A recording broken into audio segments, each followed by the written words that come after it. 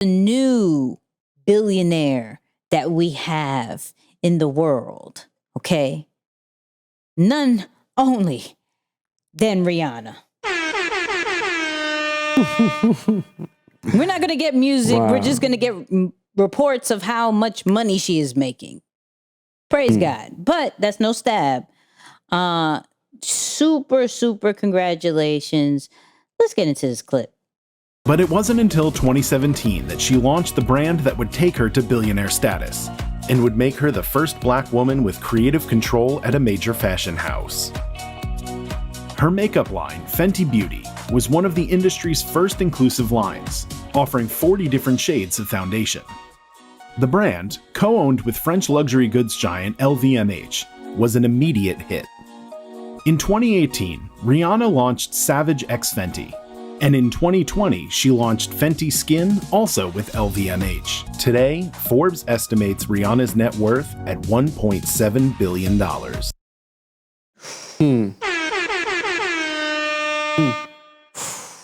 So, Wow. this is where I want to do the typical. Let me hold five. Let me hold five. You hold billionaire. Hey, Riri, let me get a dollar real quick. I'm just saying, but first off, for our true Nicky and Moose listeners, we continuously hear about this LVMH people. Okay, well, companies. I don't want to call people. They're not a person. Right. But what don't they have their hands on? What? Like, I'm realizing this. We talked about it with Jay. Yeah. We talked about it with Virgil. I feel we talked about it one more time. And now we're talking about with Rihanna. Premium goods. This Premium goods. What? They know. They know. And they Louis have Vuitton Moet Hennessy. And they have Fenty Beauty, which she owns 50% of that. That's the one that's billionaire status. Right? Right. But I'm like, yo, this is now one of those, remember how you said, yo, you gave up so much. What is happening? This, that, and the third. But now we're starting to hear more people like us with their partnership being in the high status. In that status. Yeah. Right. No, 100%. I mean, again, the talk on Virgil, because I seen like some of the comments and people was like, yo, like, that's a great move. And I'm like, again, I'm not saying it's a bad move. I'm never against collaboration. Mm-hmm. I'm talking about giving away 60%. Right. Right. Here, 50-50, right? We talk about like, you can't say nothing to that. So 10% You collaborate hurts a little bit? 10 extra Absolutely, because it's the leverage. It's losing leverage. That's what it is, right? When you cut a deal 51.49, you lose leverage even on that 2%. That's all I'm saying. It's the leverage. It's the leverage. We're not on Virgil. I'm not going to speak too much. It's all good. Because if Virgil becomes a billionaire, I'm coming I'm sure he back. will be. I'm coming back I'm like sure he this. will like, the extra 10 didn't matter, huh? Right. Hey, I'm like, you still on that 10? You still on that 10? But I'm not saying it's money. For me, is never about the money situation. Yeah. It's always about the different opportunities and being at the seat of the table, right? Mm-hmm. Or maybe owning the table. 100%. Like, 100%. At some point, that table is going to get halfway full of people that look like us. Right. I think that's more important sometimes, because if you have half of the power,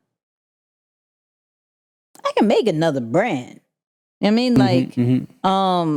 there was this clip that we put out for E's Instagram, like, creative people can't go broke, because we could wake up and come up with an idea that's worth $10 million, right?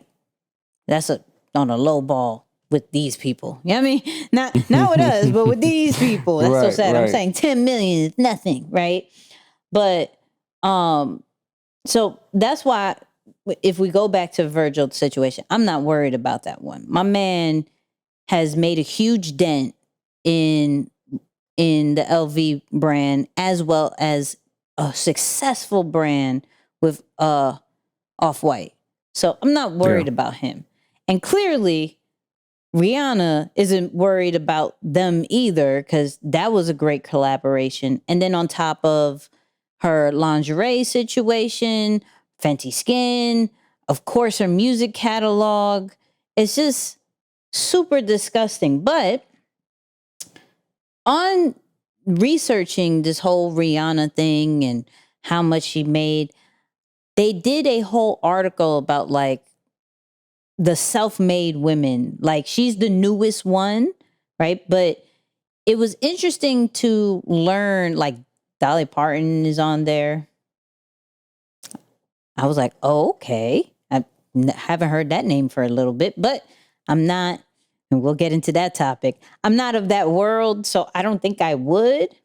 But seeing some of the industries that have some of these self-made women and billionaires is very interesting, right? So for our YouTube viewers, you see that we have top 10 industry for self-made women.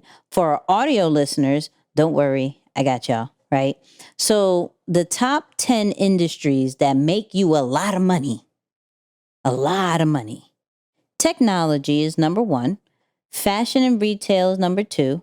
Media and entertainment is number 3, which I'm going to circle. Finance and investment is number 4. 5 is healthcare. 6 is food and beverage. 7 is constructing and engineering. 8 is service. 9 is manufacturing. And 10 is sports. Well, 10 for women, that makes sense. Okay. Because I was like, 10 sports, that don't make no sense. But the crazy thing, it goes from 37.2 billion from number 1 to all the way down to 940 million. Like, and it gives you the number of women on the list, and 28 people on this self-made list are in technology. Which I'm not shocked, because if you know tech, you could pretty much write your own check. Yeah, These are sure. facts. For sure. Yeah. And so... Yeah, I think... Go ahead. No, I was just going to say, I think the cool thing about this list is it's showing you the total net worth of the people of that category and how much they kind of have together. Not necessarily how much that particular industry is worth, right? So it's like there's definitely something to look out for. That makes a difference, right? Because like I could look at this and be like, oh, the fashion and retail has $19.5 billion. No, it doesn't have $19.5 billion. It could be more or less, but the women who have, kind of created their own within that particular industry, there's 20 of them, and combined, they have a total of 19.5 billion. So that's different. But the other thing that I think is equally as important, Nix, that my mind immediately went to when I'm looking at, the 3 names that you mentioned, Jay, Virgil, Rihanna, they all made their dent and, doing their maybe creative endeavor to gain their influence. But they took their influence and they went to something tangible, right? Food and beverage, I would say Jay is under that with, his spirit business and then him selling that to Louis Vuitton. So like Moet Hennessy, I get it, right? Yeah. Same thing with Virgil. So I think that's definitely a lesson for us who are listening, those who are watching, like, man, at some point, as I aim to build my personal brand, aim to maybe have a large following or have a large level of influence, the whole 9, just know that you can't continue to bank on just the influence alone to keep generating or creating most of your wealth and most of your revenue. At some point, you got to be able to pull all of that experience, that many eyeballs, that much level of attraction along with you, and put it into something tangible, right? So I love that. And I don't know that all or every billionaire needs to do this, but I'm just seeing it. Again, we talked about, or we mentioned, and we'll probably go to him in a different direction here shortly. But even when you mentioned Diddy, like Diddy on that list, but he took all of that influence, all of that thing, and then started Revolt, Ciroc, the whole nine. You kind of like, so you really start to see that eventually at some point, while many of us are aiming to have such a large level of influence, just know that that's not the end goal. Right. What we're seeing a lot of these power players doing is that they're taking that influence and then dumping it into a tangible industry and accumulating maybe 10, 100x, their overall net worth. Because, to see someone like Rihanna break in to that status in their 30s, yeah, man, unbelievable. Well, I got a surprise clip that may explain why she's a billionaire. Really important for me to expand, to build, to evolve, to do things bigger, better, try new aspects of creativity. Very important for me. I get bored really quickly. So if I've done it, I'm already bored of it while I'm doing it. That's something, I don't know if it's a good thing or a bad thing, but I'm always like, what's next? What's next? I want something better. I want something different.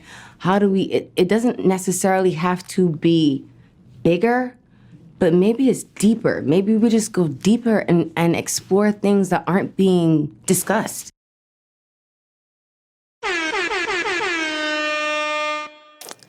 So shout out to all our bored people. You're about to be a billionaire. Right. I feel good. I feel good. She said, Shout out to you who get bored quickly. I get bored quick.